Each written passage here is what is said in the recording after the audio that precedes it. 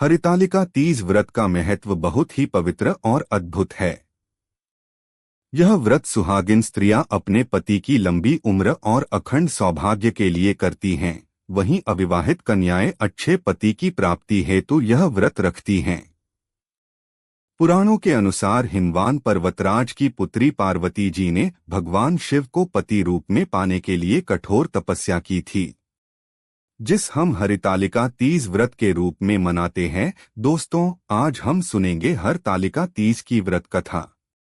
एक बार भगवान शिव ने पार्वती जी को उनके पूर्व जन्म का स्मरण कराने के उद्देश्य से इस व्रत के महात्म की कथा कही थी।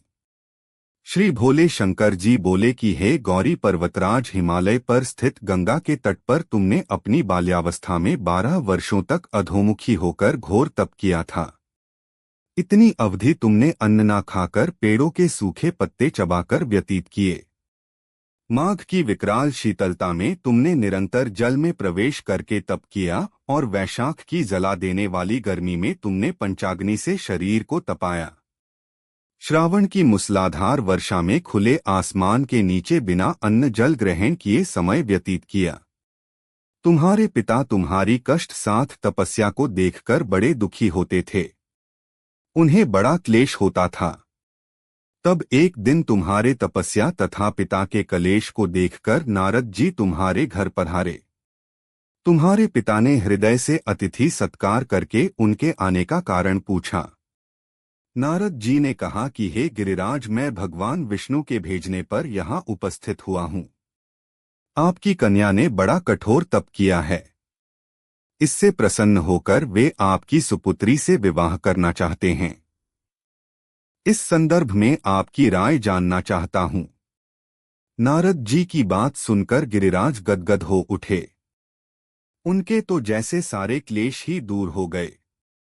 प्रसन्नचित होकर वे बोले कि श्रीमान, यदि स्वयं विष्णु मेरी कन्या का वरण करना चाहते हैं तो भला मुझे क्या आपत्ति हो सकती है। वे तो साक्षात ब्रह्मा है। हे महर्षि, यह तो हर पिता की इच्छा होती है कि उसकी पुत्री सुख संपदा से युक्त पति के घर की लक्ष्मी बने।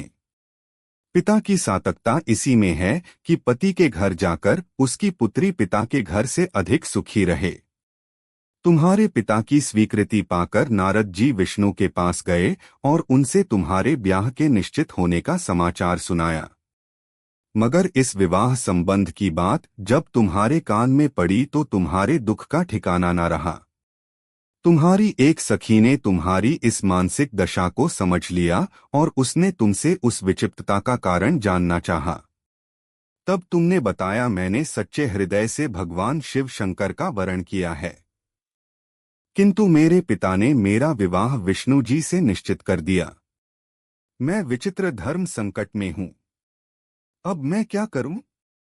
प्राण छोड़ देने के अतिरिक्त अब कोई भी उपाय शेष नहीं बचा है। तुम्हारी सखी बड़ी ही समझदार और सूझबूझ वाली थी। उसने कहा कि सखी, प्राण त्यागने का इसमें कारण ही क्या है।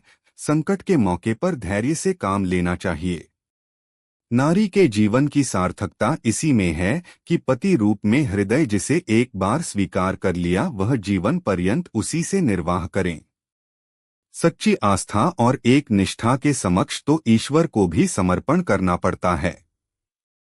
मैं तुम्हें घनघोर जंगल में ले चलती हूँ, जो साधना स्थली भी हो और जहाँ तुम्हारे पिता तुम्हें खोज भी ना पाए। वहाँ तुम साधना में लीन हो जाना और मुझे विश्वास है कि ईश्वर अवश्य ही तुम्हारी सहायता करेंगे। तुमने ऐसा ही किया। तुम्हारे पिता तुम्हें घर पर ना पाकर बड़े दुखी तथा चिंतित हुए। वे सोचने लगे कि तुम जाने कहाँ चली गई हो। मैं विष्णु जी से उसका विवाह करने का प्रण कर चुका हूँ। यदि भगवान विष्णु बारात लेकर आ गए और कन्या घर पर ना हुई तो बड़ा अपमान होगा, तो कहीं मुंह दिखाने के योग्य भी नहीं रहूंगा। यही सब सोचकर गिरिराज ने जोर शोर से तुम्हारी खोज शुरू करवा दी। इधर तुम्हारी खोज होती रही और उधर तुम अपनी सखी के साथ नदी के तट पर एक गुफा में मेरी आराधना में लीन। भाद्रपद शुक्ल तृतीया को हस्त नक्षत्र था। उस दिन तुमने रेत के शिवलिंग का निर्माण करके व्रत किया। रात भर मेरी स्तुति के गीत गाकर जागी। तुम्हारी इस कष्ट साध तपस्या के प्रभाव से मेरा आसन डोलने लगा। मेरी समाधि टूट गई और मैं तुरंत तुम्हारे समक्ष जा पहुंचा और तुम्हारी तपस्या से प्रसन्न होकर तुमसे वर मांगने के लिए कहा। तब अपनी तपस्या के फल स्वरूप मुझे अपने समक्ष पाकर तुमने कहा, मैं हृदय से आपको पति के रूप में वरण कर चुकी हूँ।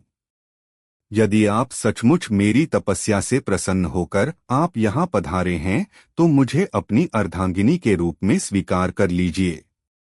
तब मैं तथास्तु कहकर कैलाश पर्वत पर लौट आया। प्रातः होते ही तुमने पूजा की समस्त सामग्री को नदी में प्रभावित करके अपनी सहेली सहित व्रत का पारण किया। उसी समय अपने मित्र बंधु व दरबारियों सहित गिरिराज तुम्हें खोजते खोजते वहां आ पहुंचे और तुम्हारी इस कष्ट साध तपस्या का कारण तथा उद्देश्य पूछा। उस समय तुम्हारी दशा को देखकर गिरिराज अत्यधिक दुखी हुए और पीड़ा के कारण उनकी आंखों से आंसू उमड़ आए। तुमने उनके आंसू पोंछते हुए विनम्र स्वर में कहा कि पिताजी, मैंने अपने जीवन का अधिकांश समय कठोर तपस्या में बिताया है। मेरी इस तपस्या का उद्देश्य पाना चाहती थी। आज मैं अपनी तपस्या की कसौटी पर खरी उतर चुकी हूँ। आप क्योंकि विष्णु से मेरा विवाह करने का निर्णय ले चुके थे, इसीलिए मैं अपने आराध्य की खोज में घर छोड़कर चली आई। अब मैं आपके साथ इसी शर्त पर घर जाऊंगी कि आप मेरा विवाह विष्णु जी से ना करके महादेव जी से करेंगे। गिरिराज मान गए और तुम्हें घर ले गए। कुछ समय के पश्चात शास्त्रोक्त विधि विधान पूर्वक उन्होंने हम दोनों को विवाह सूत्र में बांध दिया। हे पार्वती, भाद्रपद की शुक्ल तृतीया को तुमने मेरी आराधना करके जो व्रत किया था उसी के फल स्वरूप मेरा तुमसे विवाह हो सका। कहा जाता है कि उसी दिन भाद्रपद मास के शुक्ल पक्ष की तृतीया तिथि थी। उस दिन माता पार्वती ने मिट्टी से शिवलिंग बनाकर उसकी पूजा की और रात्रि भर जागरण कर व्रत का पालन किया। उनकी इस अनन्य भक्ति और समर्पण से प्रसन्न होकर स्वयं भगवान शिव उनके सम्मुख प्रकट हुए और माता पार्वती को वरण कर लिया। इसका महत्व यह है कि मैं इस व्रत को करने वाली कुंवारियों को मनोवांछित फल देता हूँ। इसीलिए सौभाग्य की इच्छा करने वाली प्रत्येक युवती को यह व्रत पूरी एक निष्ठा तथा आस्था से करना चाहिए। तो दोस्तों, यहाँ पर यह कथा का समापन होता है। दोस्तों, कैसी लगी आज की यह कथा? यदि कथा पसंद आई हो तो वीडियो को लाइक करें और दोस्तों के साथ ज्यादा से ज्यादा शेयर करें। और हमारे चैनल पर यदि आप पहली बार आ रहे हैं तो कृपया हमारे चैनल को सब्सक्राइब कर लें और बेल आइकन के बटन को प्रेस करें, जिससे आने वाले वीडियो आप तक सबसे पहले पहुंच सके। हर हर महादेव।